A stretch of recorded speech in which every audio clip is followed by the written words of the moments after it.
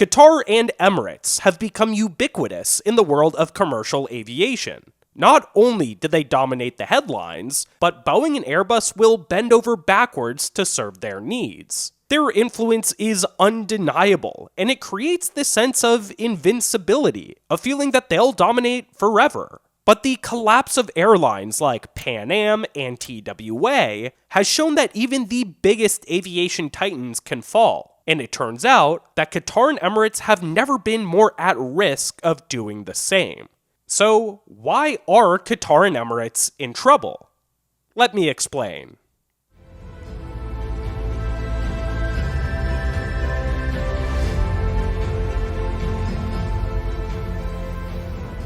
Now, before hopping into it, I wanted to thank you for all the positive feedback you left on my last video. In it, I revealed that I'm suffering from burnout, and a lot of you folks encouraged me to just slow down and enjoy the ride. I've actually just scheduled a real bona fide vacation in December, which I think is going to help a lot. But a couple weeks off is still just a temporary solution. Therapy is going to remain a key way for me to manage the stresses of everyday life, and that's why I'm pleased that BetterHelp is sponsoring today's video.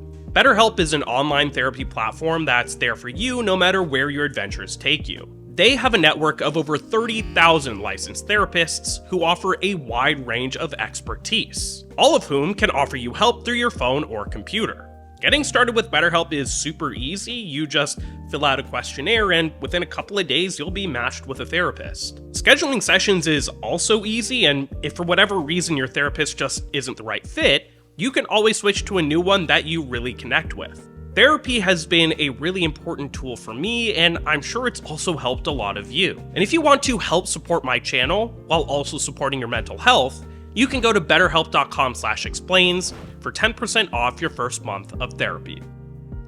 First, let's talk about how Qatar and Emirates came to be. The two carriers are based in Qatar and the UAE, which are two of the richest nations in the Middle East. And unsurprisingly, their riches come from oil. Now, oil is a finite resource, and in an effort to maintain prosperity for generations to come, each country has tried to diversify its wealth. One way they've done so is by starting airlines, which has proven to be a very savvy decision. Not only can airlines establish a new source of revenue, but they can encourage tourism and increase visibility on a global scale. Today, Qatar and Emirates have massive global reach, even though their home countries are tiny.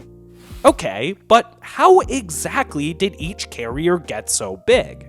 Well, there are a whole host of reasons. Both carriers have shrewd leadership, both feature an exceptional onboard experience, and both have strong ties to their local governments, who've allegedly propped them up with things like fuel subsidies. But by far, the biggest driver of Qatar and Emirates' growth has been their location. You see, Qatar and the UAE aren't just strategically located atop oil fields, they're also located between economic powers. Europe does a lot of business with both Southeast Asia and Oceania, but these regions are very far apart. A flight from Paris to Singapore, for instance, will take up to 14 hours. Another from London to Perth will take 17. Now, the amount of fuel that an aircraft burns tends to grow exponentially with distance, making these ultra-long flights quite expensive to operate. As a result, airlines need to charge high fares to make them profitable.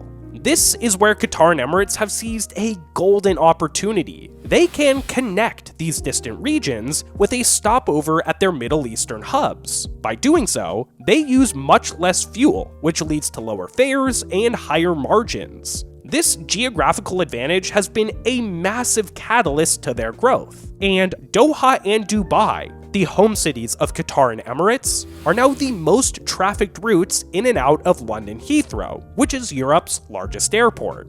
But there is one major catch to this geographical advantage.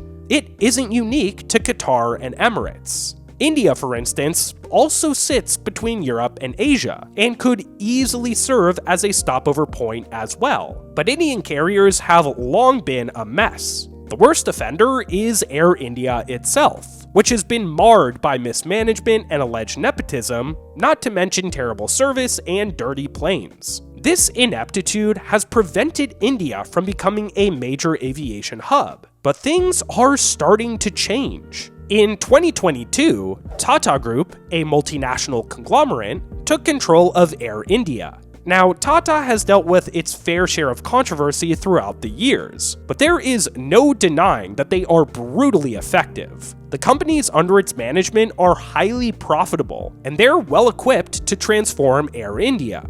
Now, that transformation is already well underway. First, they gobbled up Vistara in an effort to solidify their network. Second, they placed a historic order for nearly 500 new planes to revitalize the fleet. Now, Air India's revival remains in its infancy, but early returns are promising. In the last year, they've increased international flights by 63%, improved on-time performance by 20%, and doubled daily revenue. If Air India can keep this up, it'll put real competitive pressure on Qatar and Emirates. And to make matters worse, Indigo is also jumping into the fray. Indigo is the largest domestic airline in India, and up to this point, they've only flown narrow-body aircraft. But rumor has it that they could place an order for wide-bodies by the end of the year, in order to better penetrate the international market. The upshot is that India seems poised to become a viable pit stop for people traveling between Europe and Asia, chipping away at Qatar and Emirates' core market. But hold on a second. Global air travel is growing at a breakneck pace. Surely there's enough demand for everyone, right? Well, it turns out that Qatar and Emirates aren't just facing threats from India. They're also facing threats that lie much, much closer to home. We saw the launch of Riyadh Air, a brand new airline backed by the Saudi Sovereign Wealth Fund. Now, Saudi Arabia faces a similar situation to Qatar and the UAE. They've become oil-rich, and they want to diversify before the oil runs dry. And knowing that Qatar and Emirates have been such a massive success, Riyadh Air is trying to mimic their formula. To show that they really mean business, Riyadh Air has already taken two critical steps. First, they placed a massive order for 72 787s, a sign that they're expecting a ton of traffic from the get-go. Second, the Saudis went out and hired an industry titan to run the show. They've brought on Tony Douglas, the former CEO of Etihad, to head up shop. He was instrumental in turning around Etihad in recent years, and he knows the Gulf region like the back of his hand. Simply put, he's the perfect person to shepherd Riyadh Air to success. Now, as if this competitive pressure wasn't enough, Qatar and Emirates are also facing technological pressure. Both Boeing and Airbus are developing ultra-long-haul wide-bodies, the A350-1000 ULR and the 777-8. These aircraft are explicitly designed to make ultra-long-haul flights more profitable, and they'll take to the skies very soon. So far, neither jet has secured many orders, but if they start garnering more attention from European and Asian carriers, it'll call into question the necessity of a Middle East stopover.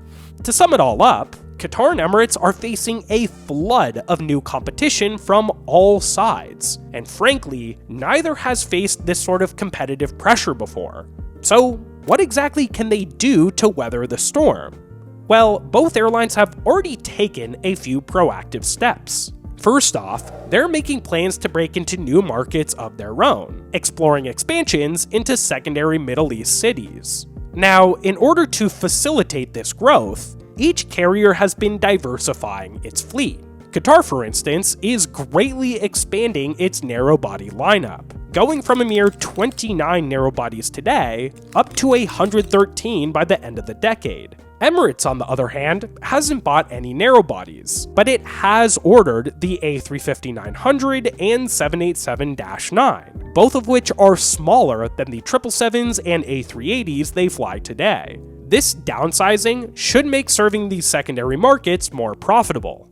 Speaking of fleet diversification, each carrier is a launch customer for the 777X, which itself can act as a tool to head off competition. When it enters service in 2025, the 777X will become one of the world's most efficient widebodies, and since Qatar and Emirates will be amongst the first to get their hands on it, it'll help reduce operating costs right away. As a result, they can put downward pressure on fare prices, forcing new market entrants to cut their profit margins and stunting their growth.